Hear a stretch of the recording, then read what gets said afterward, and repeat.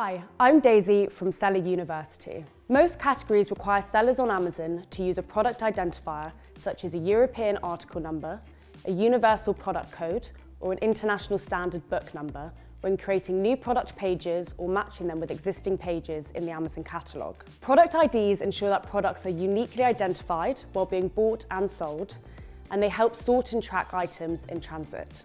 Each identifier pairs with a unique barcode, which makes product IDs scannable. In most cases, sellers need to provide an identifier when they create a new product detail page on Amazon. If sellers have a private label or handmade product for which there is no identifier, it is advised to reach out to the manufacturer to obtain them. If the sellers themselves are the manufacturer, then they can request the unique identifiers from the GS1 standards website.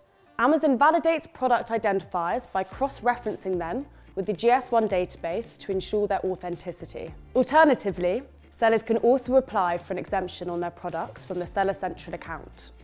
Once approved, they will no longer be asked to provide a product ID while listing their catalogue for the respective categories. In case sellers have an active registered trademark for their own brand, they can also enrol onto the Amazon Brand Registry program, which will enable product ID exemption while listing products. Start listing your products today. Thank you for watching.